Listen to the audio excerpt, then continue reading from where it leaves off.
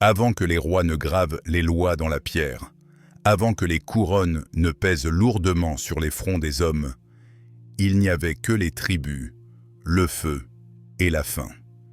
Et la faim était l'arme la plus tranchante de toutes.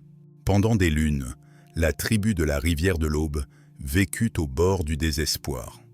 Leurs enfants pleuraient de ventre vide. Leurs anciens dépérissaient en silence, et la forêt n'offrait rien d'autre que du givre et des loups. Puis vint le miracle. Les chasseurs revinrent au camp, titubant sous le poids d'une prise si énorme qu'il semblait que les dieux eux-mêmes avaient à en montrer miséricorde.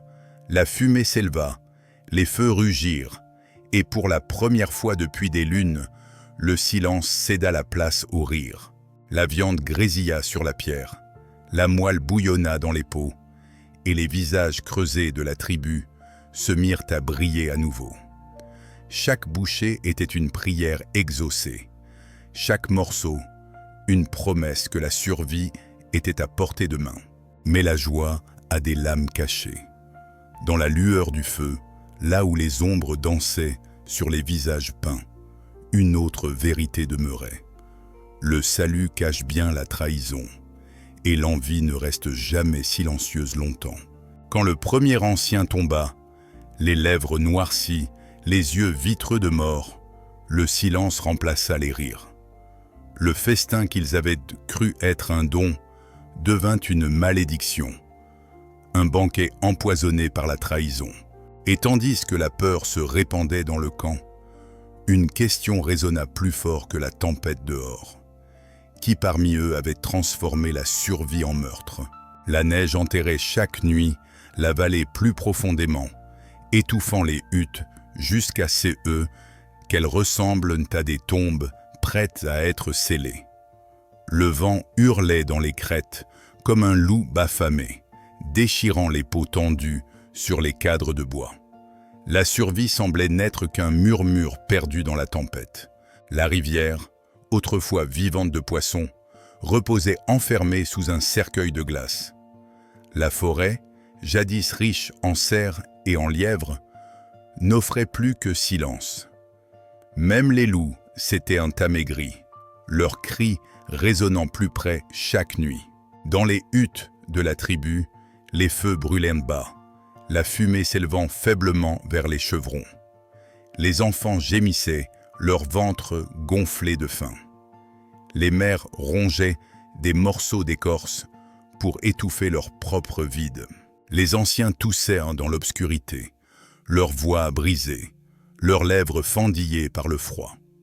Certains marmonnaient des prières aux esprits qui ne répondèrent plus, leurs yeux voilés de foi et de désespoir. Chaque matin, les chasseurs partaient, leurs lances gelées, les épaules ployées sous le poids de l'espoir. Ils revenaient les mains vides, portant seulement le silence, leurs visages creux comme la neige qu'ils traversaient. La fosse à nourriture, autrefois remplie de viande fumée et d'os à moelle, ne contenait plus que givre et souvenirs. Les femmes raclaient le fond, aspirant la poussière de moelle d'os bouillie depuis longtemps. Les chiens, trop faibles pour aboyer, restaient recroquevillés dans les coins des huttes, leurs côtes saillantes comme des lances sous leur pelage clairsemé. Leurs gémissements se mêlaient au vent, un chœur de désespoir. Autour du feu central, les anciens restaient silencieux, leurs visages creusés comme de la pierre fendue. Le chef serrait son bâton, la mâchoire tendue, mais aucune force ne brillait plus dans ces yeux vides. « Nous ne sommes pas les premiers à mourir de faim », dit un ancien d'une voix rauque semblable à de la glace qui se brise. Les ancêtres ont enduré pire. Mais la mémoire ne remplissait pas les ventres, et le feu n'apportait aucun réconfort. Cette nuit-là, les tempêtes se levèrent encore, étouffant chaque hutte sous une nouvelle neige. Les nourrissons crièrent dans l'obscurité jusqu'à ces que l'épuisement les réduise au silence. Dehors, Le rire du vent se moquait de leur fragilité. Parmi eux, une femme était assise, son fils dans les bras. Elle murmurait des promesses qu'elle savait mensongères, que la nourriture viendrait, que les esprits veillaient. Le souffle du garçon était faible, et ses lèvres pâles, et ses petites mains agrippées à sa fourrure. Elle le serra contre elle, son propre ventre creux, priant contre le silence qui les entourait. La lune de la faim rongeait non seulement leur corps, mais aussi leurs liens. La faim aiguise la suspicion, l'envie grandit dans le froid. Les familles commencèrent à mesurer les restes. Les mères observaient les bols des autres. Et bien que la tempête fasse rage dehors, une tempête plus sombre s'élevait à l'intérieur. Car la faim dévore la confiance, et même avant le festin, la trahison s'était déjà éveillée parmi eux. Au 5e matin de silence, la vallée s'éveilla à un son inattendu. Des cris, non pas de peur, mais de triomphe. À travers la neige tourbillonnante, les chasseurs apparurent, titubant sous le poids d'un énorme cerf. Esseuse bois s'étendait comme une couronne, son corps lourd de graisse et de muscles. Le peuple se rua hors des huttes, leurs visages creusés s'illuminant de stupeur. Les mères serrèrent leurs enfants. Les anciens se traînèrent jusqu'au cercle du feu, les yeux écarquillés d'incrédulité. Les chasseurs s'effondrèrent près des flammes, leurs bras tremblants du fardeau. Un instant, personne ne respira. Le cerf gisait devant eux comme un don des dieux longtemps silencieux. Puis le silence se brisa. Des rires éclatèrent, des larmes coulèrent, des mains se levèrent vers le ciel en remerciement. Pour la première fois depuis des lunes, la tribu de la rivière de l'Aube sentit l'espoir revenir. Les feux rugirent de plus haut, alimentés par chaque morceau de bois que l'on pouvait trouver. La fumée s'éleva dans le ciel pâle, portant avec elle des prières. Les enfants touchèrent le flanc du cerf du bout des doigts, craignant qu'il ne disparaisse. Les anciens tracèrent des symboles dans l'air, bénissant les chasseurs pour leur miracle.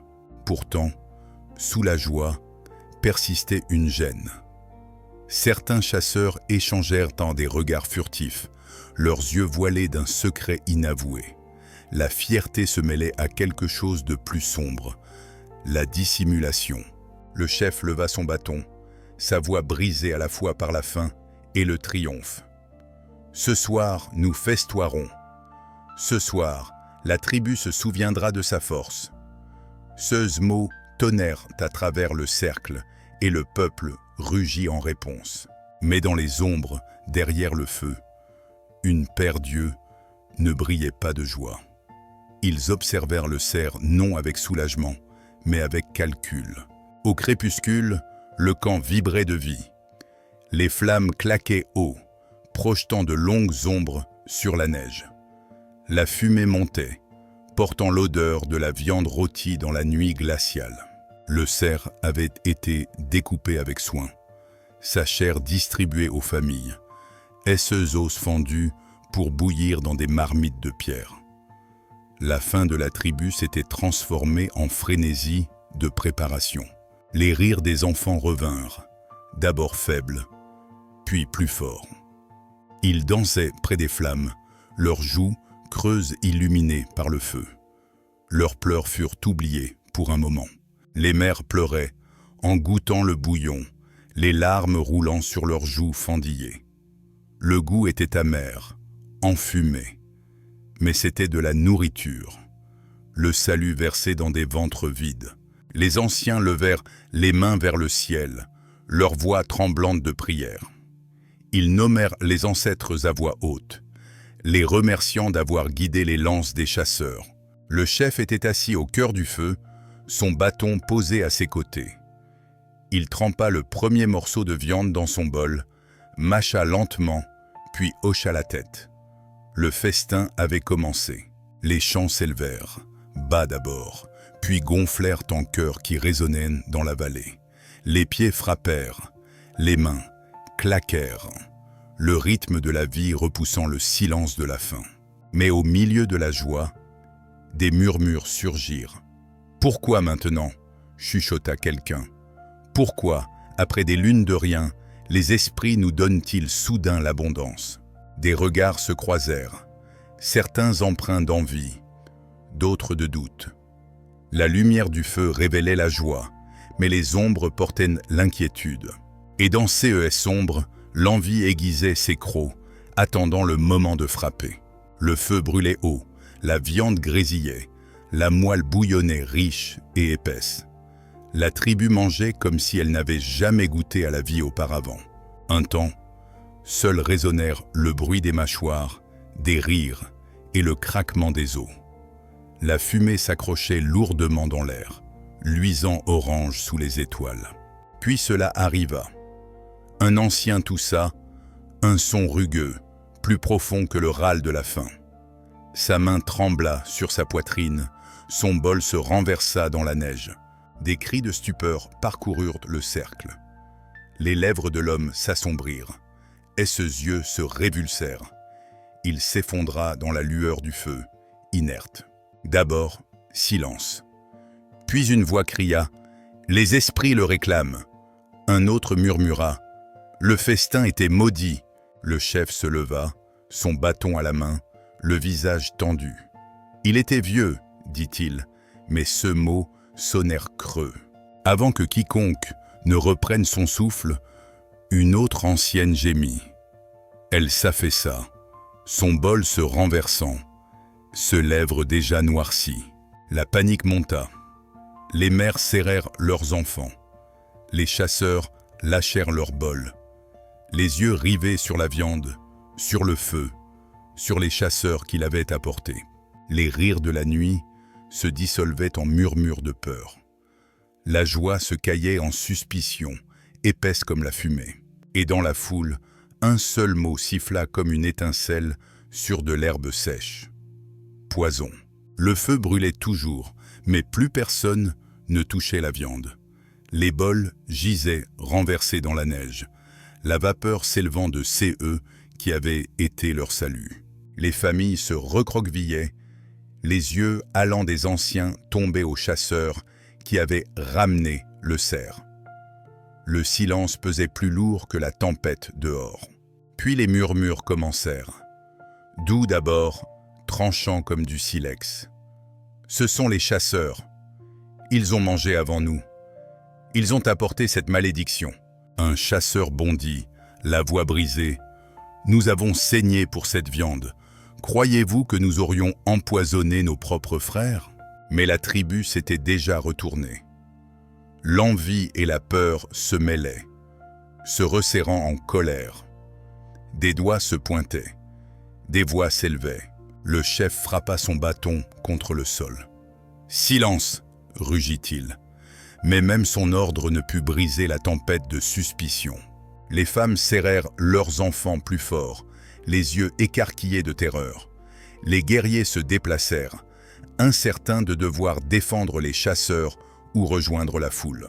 Puis une voix cria « Ce ne sont pas les chasseurs, c'est elle !»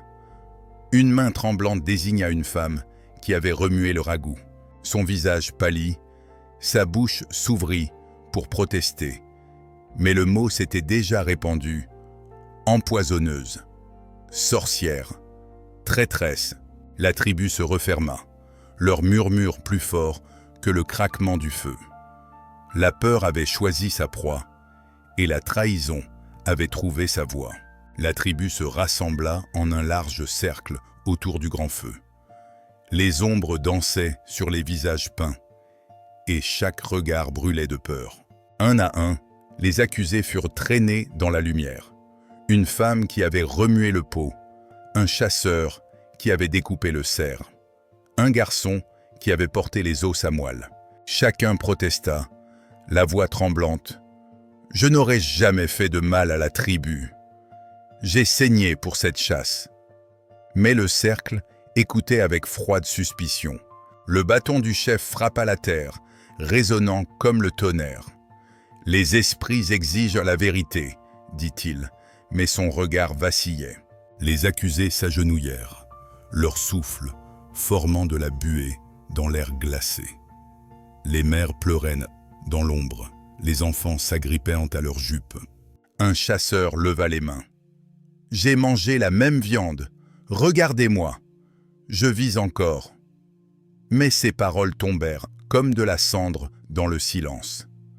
Un ancien pointa le pot où les premiers avaient mangé. Ce n'était pas la viande, c'était le ragoût. Quelqu'un a choisi qui devait mourir. Le feu crépita plus fort, jetant des étincelles dans la nuit. Tous les visages se tournèrent, non soulagés, mais plus soupçonneux encore. Le cercle n'avait pas trouvé la vérité. Il n'avait fait qu'élargir les ombres. Le feu siffla, projetant des étincelles dans la nuit. Le cercle retenait son souffle, chaque regard attendant un nom. La voix du chef brisa le silence. Qui ose empoisonner son propre sang? Avancez, ou soyez traînés par les esprits eux-mêmes. Personne ne bougea. Seul le crépitement du feu et le gémissement d'un enfant troublaient l'immobilité. Puis une voix de femme retentit, nette comme un os qui se brise. Ce n'étaient pas les chasseurs, c'était le pot. Et qui garde les pots, sinon le fils du chef?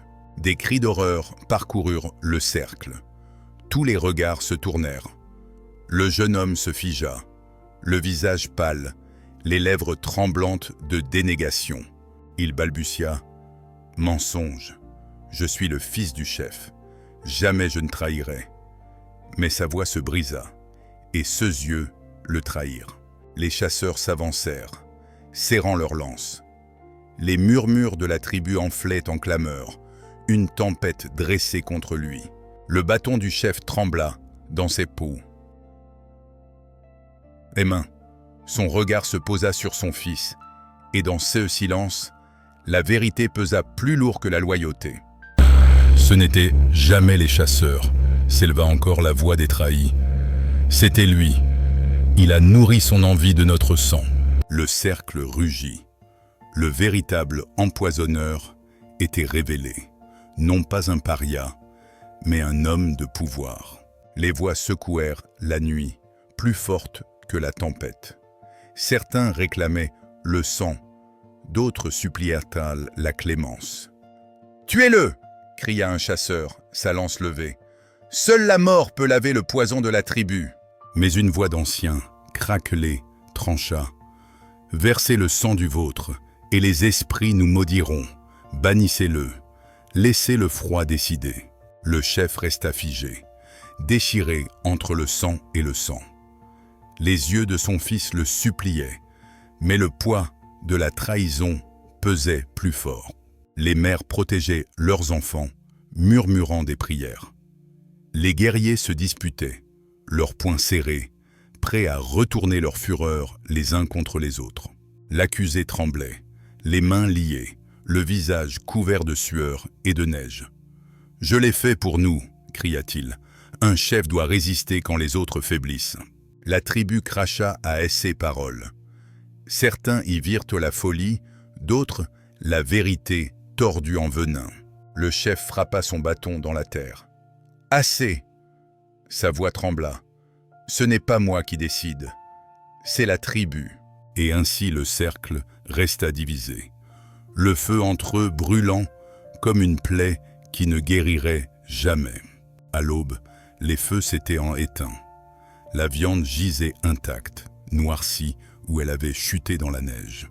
Les familles se retirèrent dans leurs huttes, le silence pesant plus lourd que la faim. Pas de rire, pas de chant, seulement le craquement de la glace sur la rivière. Les enfants ne gardèrent pas en mémoire le goût de la nourriture, mais la vision des anciens s'effondrant, lèvres noircies, yeux vitrifiés par la mort. Les chasseurs affûtaient leurs lances en silence, leur fierté vidée. Ils avaient apporté la vie, et le festin s'était changé en malédiction. Les mères murmuraient à leurs enfants, les avertissant de l'envie, du poison, de la confiance brisée par le sang. Leurs paroles portaient la peur, pas le réconfort. L'accusé avait disparu, jeté dans la tempête, armé seulement de son souffle. Mais la blessure qu'il laissait saignait encore dans la tribu. Le chef était assis seul, son bâton sur ses genoux, ses yeux vides. Il avait perdu non seulement son fils, mais aussi la confiance de la tribu.